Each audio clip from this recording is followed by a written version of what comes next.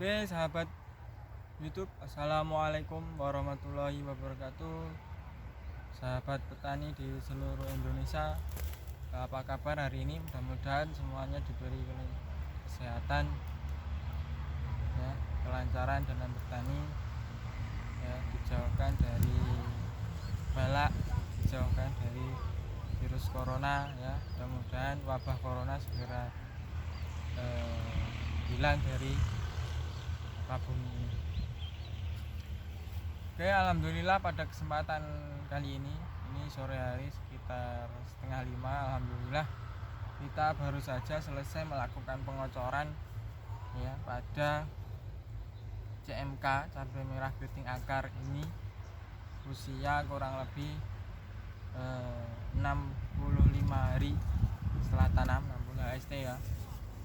Alhamdulillah, ya. Pada kesempatan kali ini kita akan berbagi pengalaman sedikit, ya, bagaimana kita mengatasi kerontokan bunga, ya. Bagaimana kita mengatasi kerontokan bunga, meminimalisir atau mengatasi, ya, bahkan bisa mengatasi agar bunga ini tidak rontok.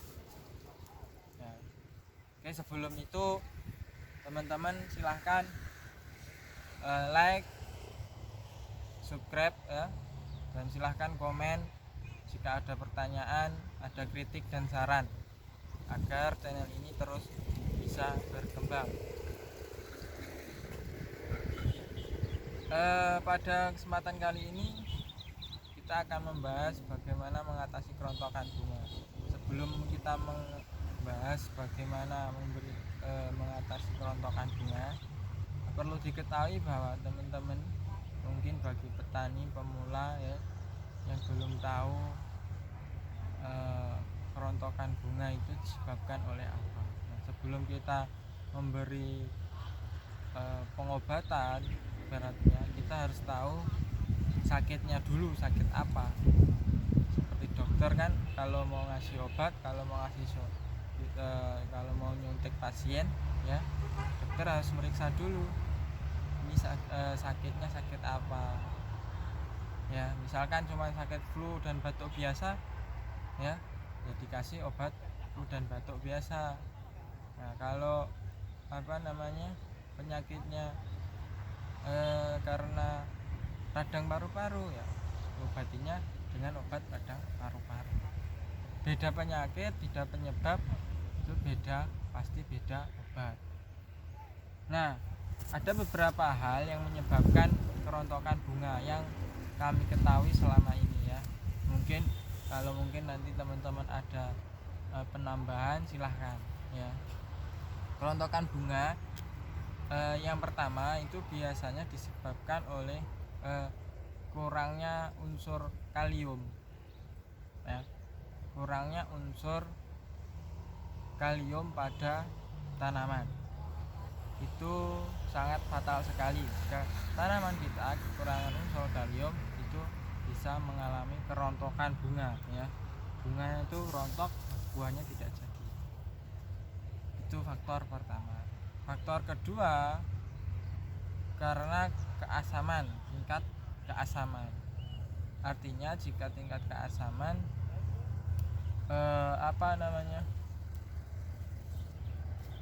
jika tanah kita mengalami keasaman, itu juga bisa menyebabkan kerontokan pada bunga. Kemudian faktor yang lain, nah ini yang tidak bisa diduga-duga, ini adalah faktor cuaca. Faktor cuaca yang ekstrim. Kenapa? Biasanya misalkan panas, ya, kemudian tiba-tiba langsung mengalami hujan deras, banjir, seperti kemarin itu. Tiba-tiba beberapa minggu yang lalu kan kita sudah mengira di sini ini sudah kemarau, sudah nggak hujan sama sekali, sampai bahkan ini pengairan kita lakukan dengan pompa air, diesel. Setelah kita airi besoknya hujan deras. Nah, itu kan faktor yang tidak kita bisa tidak bisa kita prediksi. Itu faktor cuaca, karena cuaca pada saat ini sudah tidak menentu. Kalau dulu mungkin diprediksi bulan sekian sampai bulan sekian kemarau, bulan sekian sampai bulan sekian musim penghujan. Kalau sekarang cuaca musim tidak bisa kita prediksi. Tiba-tiba sekarang panas, nanti malam hujan, bisa jadi pagi panas, siang hujan, itu bisa jadi. Nah, itu faktor yang kedua. Faktor yang ketiga itu karena jamur, teman-teman. Nah, biasanya kerontokan bunga itu juga disebabkan oleh jamur. Nah, dan yang ketiga, kerontokan bunga juga bisa disebabkan oleh kutu-kutuan seperti trip, ya, kutu kebul dan lain sebagainya. Nah, karena apa? Trip dan kutu kebul biasanya juga sembunyi di dalam bunga ini, teman-teman. Di dalam bunga ini. Jika mereka sudah sembunyi di sana dan ibaratnya berkembang biak di sana, itu daun bisa mengalami kerontokan. Nah, itu tadi beberapa hal penyebab kenapa daun bisa rontok. Oke. Setelah kita bisa mengetahui penyebab kerontokan bunga, nah barulah kita melakukan penanganan, teman-teman. Penanganan yang pertama yang jelas tadi adalah kekurangan unsur kalium.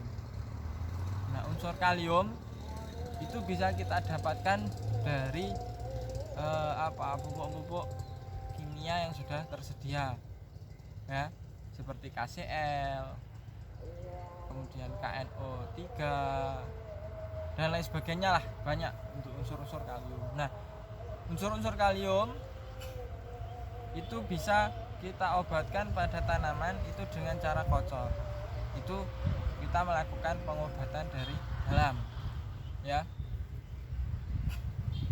Kemudian pengocoran itu secara rutin, secara intensif, secara rutin, ya.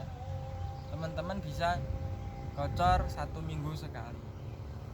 Dosisnya berapa? Nah, dosisnya itu yang biasa kita lakukan, biasanya saya kerjakan itu untuk pengocoran KCl, ya, dan KNO3 tadi itu dicampur jadi satu. Tidak usah banyak-banyak, yang penting rutin, yang penting intensif 1 minggu sekali. Sampai kapan ya? Sampai bunganya tidak rontok lagi, sampai buahnya jadi.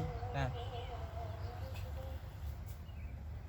dosisnya berapa untuk sekian tanaman misalkan. Nah, saya tanam di sini ini sekitar di lahan yang usia 65 hari setelah tanam ini sekitar ada 4.800 tanaman, teman-teman. Yang 4.800 tanaman itu setiap kali kocor, ya, untuk KCl dan KNO3 tadi, kita kocorkan pada saat sudah mulai pembungaan, ya, istilahnya fase generatif, ya.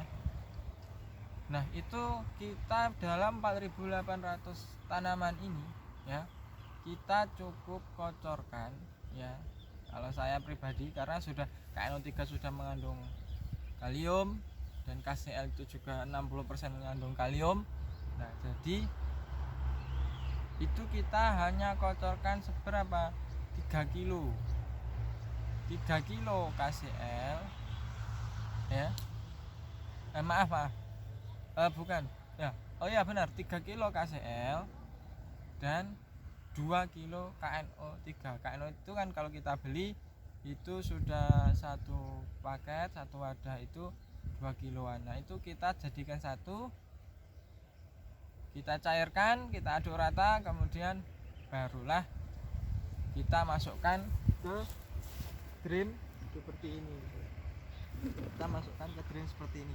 Drum yang biasa kita gunakan seperti itu. Nah, dalam satu drum itu kita beri berapa? Nah, berapa cairan KCl dan KNO3 tadi? Itu kita hanya berikan tiga gelas apa namanya 3 gelas aqua ya, yang kecil itu 3 gelas aqua itu kita masukkan ke jerigen atau teman-teman nyebutnya di sini kempu ya. Pengocorannya gimana ya, nggak usah banyak-banyak, tinggal dicrut gitu aja ya, sekitar berapa ya, kemungkinan hanya sekitar yang kita masukkan itu kemungkinan hanya sekitar 1 jerigen ini kita cuman jadi 2 gulut. Dalam 2 gulut ini kurang lebih ada sekitar 400 dalam 2 gulut ini ada sekitar 400 tanaman. Jadi 1 jerigen itu hanya untuk 400 tanaman. Jadi bisa rata. Rutin itu teman-teman. Dosisnya gimana, ditambah nggak mas setiap pengocoran? Kalau mau ditambah silahkan, nggak usah banyak-banyak ya. Tapi pada dasarnya itu tadi sudah cukup 3 kilo KNO 3 kilo KCL dan 2 kilo KNO putih itu sudah cukup. Atau kalau mau ditambah itu di KNO nya teman-teman, pengocoran di KNO nya bukan di KCL nya, karena KNO memang khusus untuk pembungaan dan karena ada unsur yang lain selain kalium. Nah, faktor yang kedua dan yang ketiga tadi, kerontokan bunga disebabkan karena unsur pH. Yang kedua adalah unsur pH dan yang ketiga adalah karena unsur cuaca yang tidak menentu. Nah, cuaca yang tidak menentu, panas, tiba-tiba hujan deras, itu nanti juga bisa menyebabkan pH tanah itu tiba-tiba drop. Nah, itu bisa menyebabkan kerontokan. Nah, untuk antisipasinya itu kita teman-teman bisa menggunakan kapur dolomit. Kalau untuk yang itu bisa dikocorkan ya, atau juga bisa ditaburkan langsung di pangkal pohon. Nah, kalau dikocorkan juga bisa dicampurkan dengan KCl dan KNO3 tadi. Dosisnya berapa untuk 4.800 tanaman? Itu cukup. Kalau dikocorkan ya cukup, kita habis cuman paling 2 kilo itu sudah cukup. Itu sudah cukup pengocorannya. Itu faktor karena unsur pH yang drop dan faktor cuaca. Yang keempat karena faktor jamur. Ya jelas kalau faktor jamur itu faktor dari luar. Nah, faktor yang pertama, kedua, dan tiga itu tadi karena faktor dalam. Jadi tanaman ini ketika sehat, subur, dan nutrisi tercukupi secara seimbang ya, otomatis yang namanya bunga tidak akan rontok. Jadi walaupun cuaca ekstrim ya, kalau teman-teman bekali tanaman ini dengan nutrisi yang cukup ya, yang cukup dan seimbang, itu juga tidak akan rontok.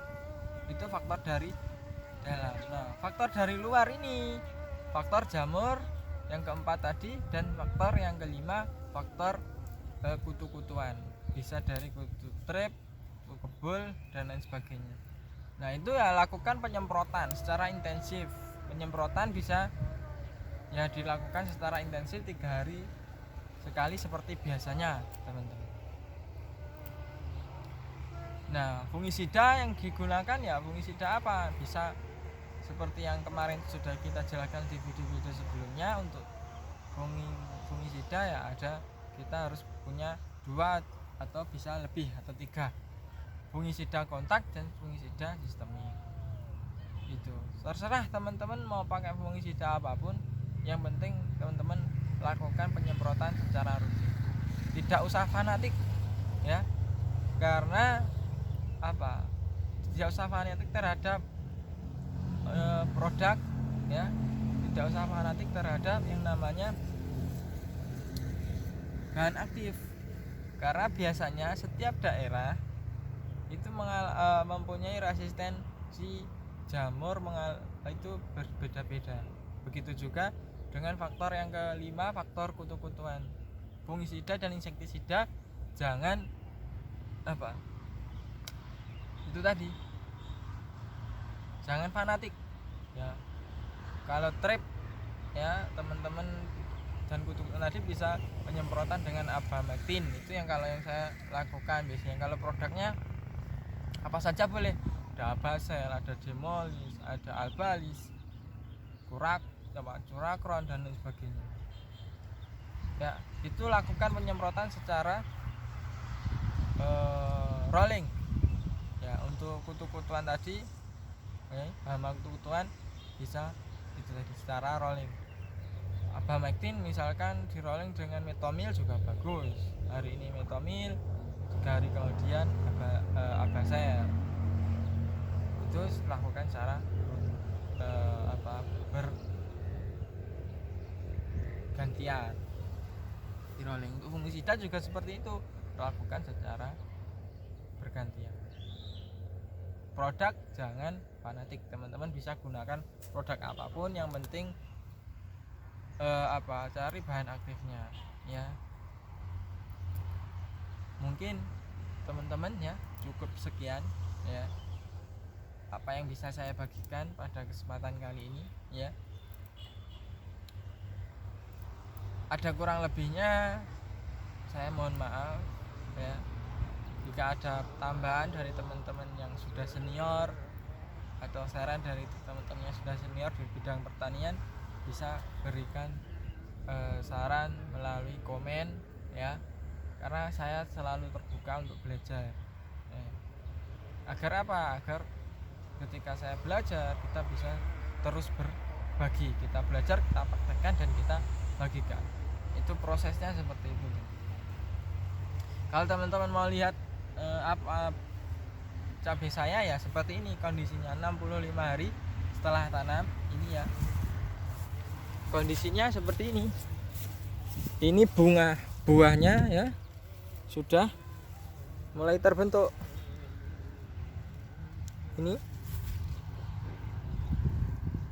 maaf teman-teman, bukan 65 hari ya.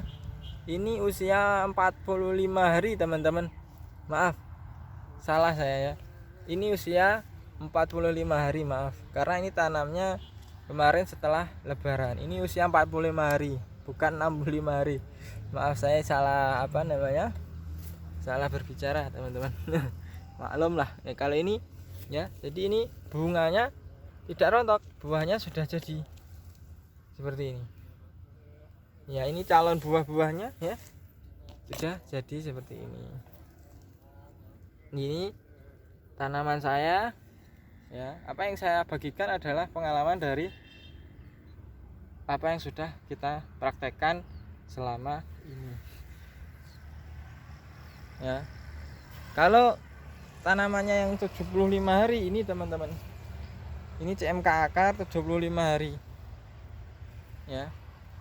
CMK akar 75 hari teman-teman, kurang lebih 75 hari ya. Ini ada sekitar ya 5.000 tanaman. Ini mulai dari sana ini sampai ke sana ini 5.000 tanaman. Kalau yang ini CMK akar kita ini usia 45 hari, yang tadi ini kurang lebih 4.800 tanaman teman-teman ya. Seperti ini kondisinya teman-teman. Apa yang saya praktekkan, apa yang kita praktekkan, teman-teman bisa lihat sendiri. Oke ya teman-teman, ada perkataan yang salah, kalimat yang salah atau apa ya, saya mohon maaf karena saya hanya manusia biasa ya, karena ya ada faktor lupa dan lain sebagainya ya. Terima kasih, sekian dari saya ya. Assalamualaikum warahmatullahi wabarakatuh.